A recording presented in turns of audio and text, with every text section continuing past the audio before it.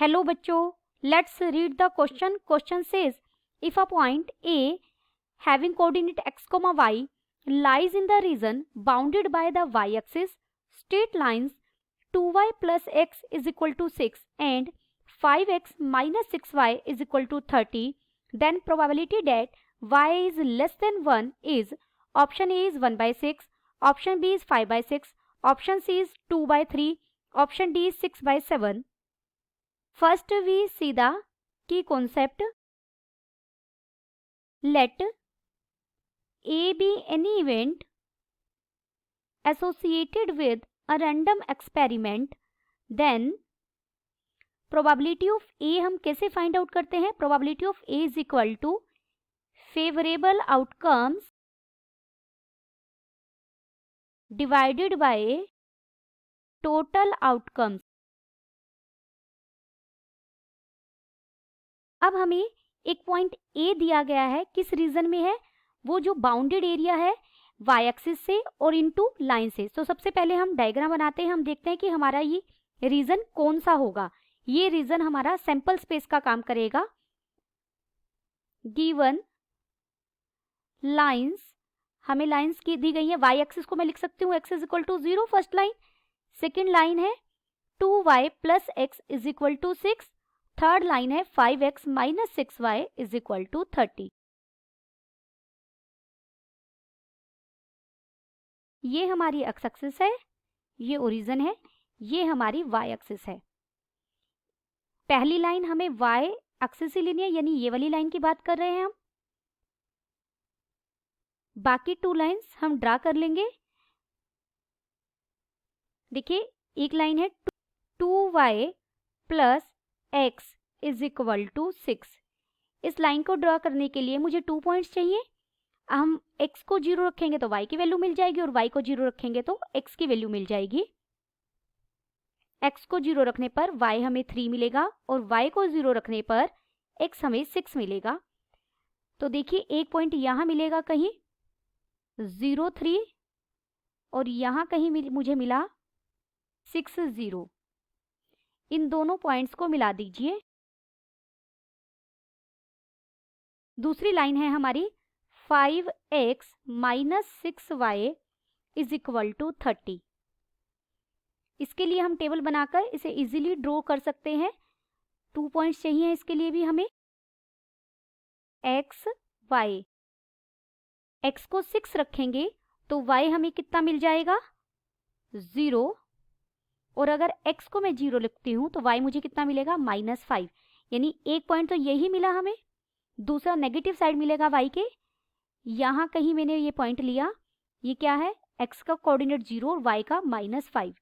इन दोनों को आप मिला दीजिए. ये बिल्कुल स्ट्रेट लाइन में मिलेगा.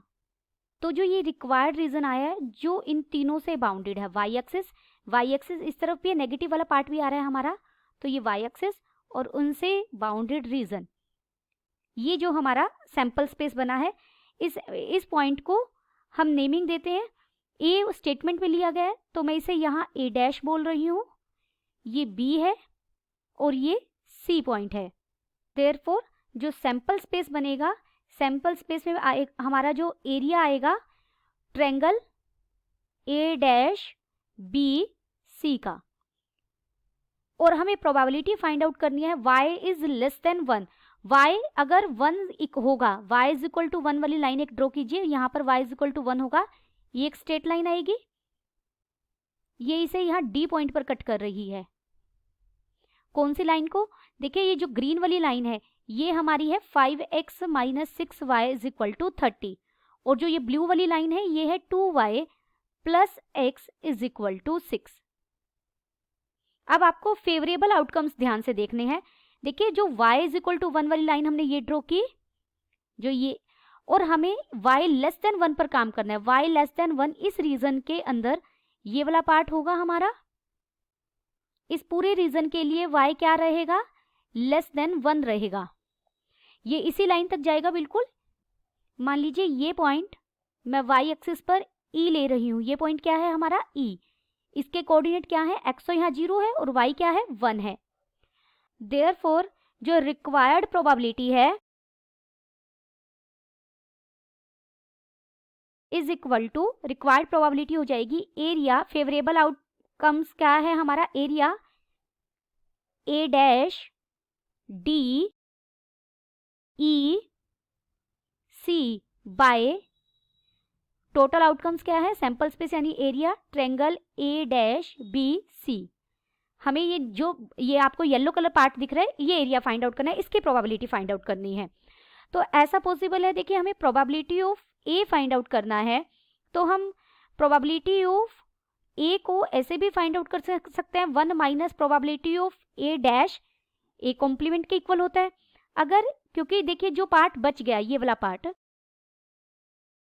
ये हमारा बी पॉइंट है, ये पॉइंट ई है और डी, अगर पूरे ट्रायंगल में से ये वाला एरिया इसका ये प्रोबेबिलिटी निकाल ली जाए बी डी ई की और 1 में से सब्ट्रैक्ट कर दी जाए, तो इसी पार्ट की प्रोबेबिलिटी निकल जाएगी। तो रिक्वायर्ड प्रोबेबिलिटी हमारी ये है, इसे मैं लिख सकती हूँ 1 minus area triangle B D E divided by area triangle A B C, this is equal to 1 minus area B D E पर काम करना है। अब देखिए जो ये ट्रायंगल हमारी है, इस ट्रायंगल के लिए मुझे बेस और हाइट चाहिए, जो ई के कोऑर्डिनेट भी पता है, मुझे बी के कोऑर्डिनेट भी पता है, तो आप डिस्टेंस फॉर्मूला से या डिस्टेंस फॉर्मूला के सीधा भी आप बता सकते हैं। देखिए यहाँ पर y का कोऑर्डिनेट 1 है, यहाँ पर y का कोऑर्डिनेट 3 है, x का कोऑर्डिनेट तो दोनों जगह 0 है, तो ये लेंथ कितनी होगी, 2 हो जाएगी, यानी बेस है वो कितना हो गया 2, और हाइट क्या होगी ये वाली।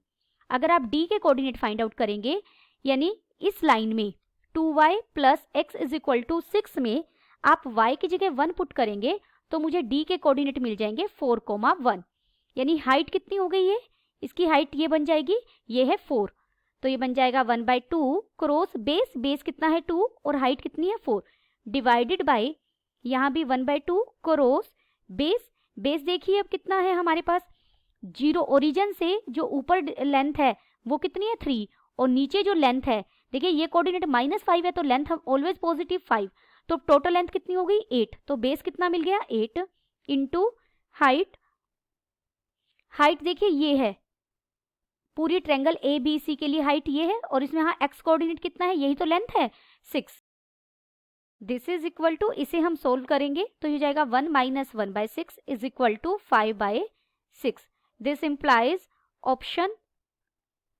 B is correct, option B is correct and all other options are incorrect. Hope you understood it well. Best of luck.